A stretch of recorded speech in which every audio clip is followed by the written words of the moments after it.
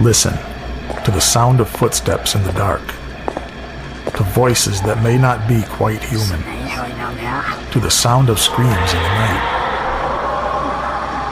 The Haunted Cabaret, the home of all things horror, on Rhode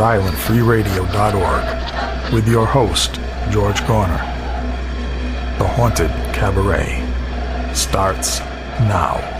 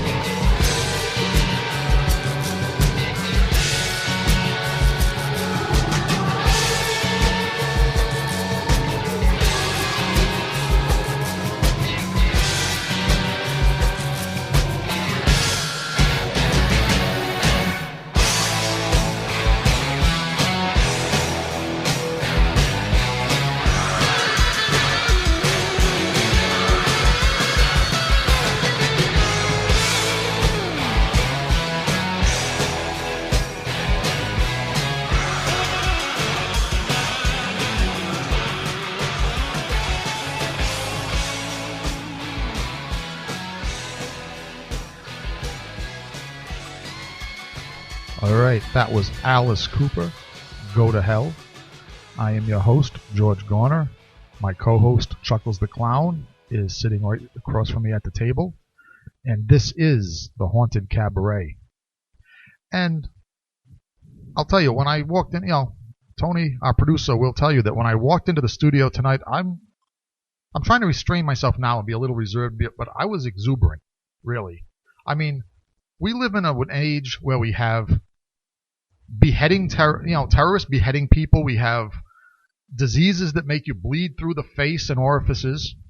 And then on top of it, just for old time's sake, this week after I got home from my third shift security job, of which there is a new blog describing it on Rhode-IslandFreeRadio.org, so you want to check that out too. Not just the listening part, but you want to do a little bit of the reading part if you are able. I watched War of the Monsters, otherwise known as Gamera versus Baragon. The American International copy, the dubbed version that was shown on UHF channels before there was cable. Most people listening here, Mr. Garner, don't know what UHF is. No, they don't. They don't know what rabbit ears are. They don't know. Well, I don't know what rabbit ears are either, except those things that I cut off the rabbit. Well, yeah, and then the ones behind the television, they're called rabbit ears. It never improved my reception, no matter how many rabbit's ears I cut off and glued them to the TV. It never improved my reception when I couldn't afford cable. It just didn't. Yeah, but you had a whole lot of bunnies haunting you. Is that what that is? Yeah. Those little rustling sounds that, appear in my living room every now and then? Yep. This good old Peter Cottontail's poltergeist. But yeah. So basically I was in an emotional frenzy here because I'm thinking, what do I lead off the show with? Do I lead it off with Ebola? Do I lead it off with ISIS? Do I lead it off with Gamera the Flying Turtle? Let's stray away from ISIS. Well, yes. I just want to put out there that if any of those agents are after Chuckles the Clown, my co-host, please back off. Give him a break. He knows not what he said. Yeah, I'm a clown. I'm stupid, all right? I say stuff Clowns funny. are not meant to be taken seriously. Any disparaging remarks he has said about the ISIS organization, Al-Qaeda, anybody that holds a machete, a weapon, or a bomb of any kind, he did not mean it. Okay, Chuckles, I tried my best. Much better, because I swear to my God that there was one that was either in a breakdown lane or whatnot, swerving. You just did it. You just did it again. You said, my God. You're implying that they have a different God than you. Well, yeah. That'll get you killed right on the Look, I give up.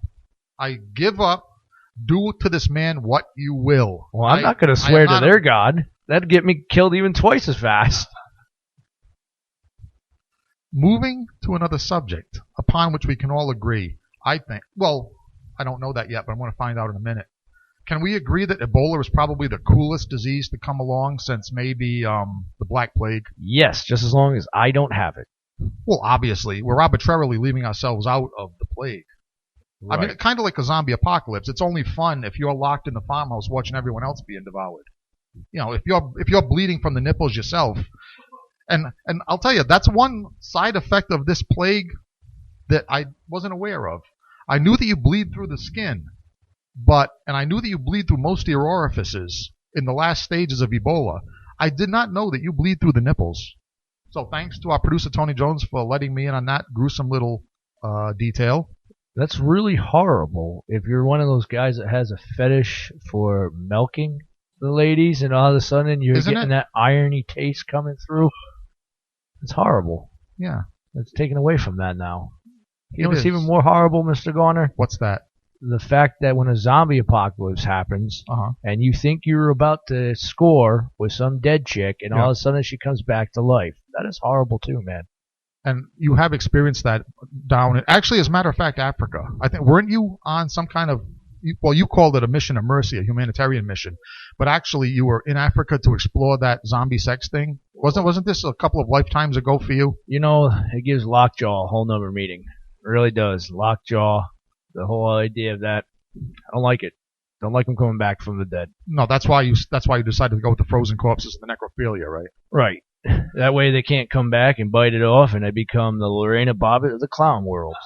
But I'll tell you, I think I just, after the whole subject of Africa, I mean, we have so much to thank this continent of Africa for. You know that? Right. I mean, this is the continent. One continent has given us the original zombie, if I'm not mistaken. You know, the voodoo zombie. It's given us plagues. It's given us malaria. It's given us AIDS. Now it's given us Ebola. And the American Civil War.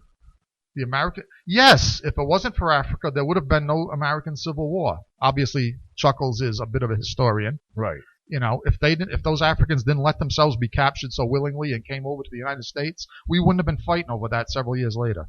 Right. I guess. And blood diamonds. And blood diamonds. Right.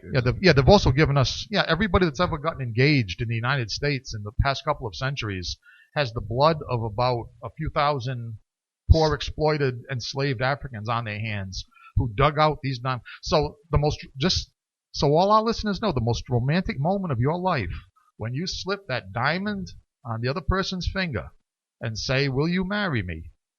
Yeah, there's a few generations of blood and suffering and flogging, behind that diamond. Some 7-year-old that tried to smuggle that through his cheek got his tongue cut out for that. So how do you feel now, pal? See, and I was just wondering, leading up to the show, is Chuckles really necessary for this show? Once he's killed, will I really miss him? I'm going to have to compensate. And you have just proven your worth on this show.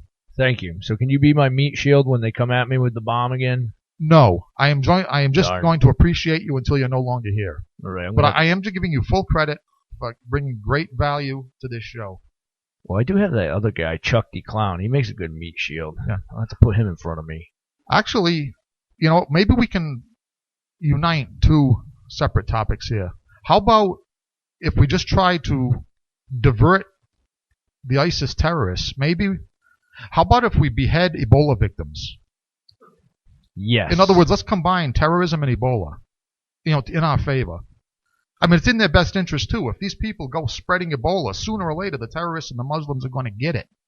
No matter how dedicated, it is going to spread into those areas. So why can't we have ISIS diverted with them, and we can provide them some American weapons like we always do, and they can go to the West Africa and they can behead the Ebola victims for us. Yeah, why not? And it's in everybody's interest. We'll even give them the protective suits they can use to attack us with germ warfare later. Right. I guess some paper suits. That's good American policy. Paper suits and an overstockade of black powder weapons we can ship out to them.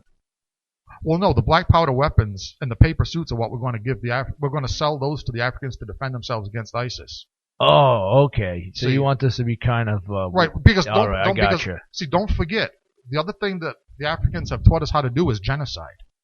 This is a movie right here, folks. I mean, a movie. I think so. I think that we have our personnel here in the studio. I think that as soon as we finish this broadcast, we're definitely going to have some screenwriting being done. ISIS versus the Ebola. Dun dun dun. Absolutely.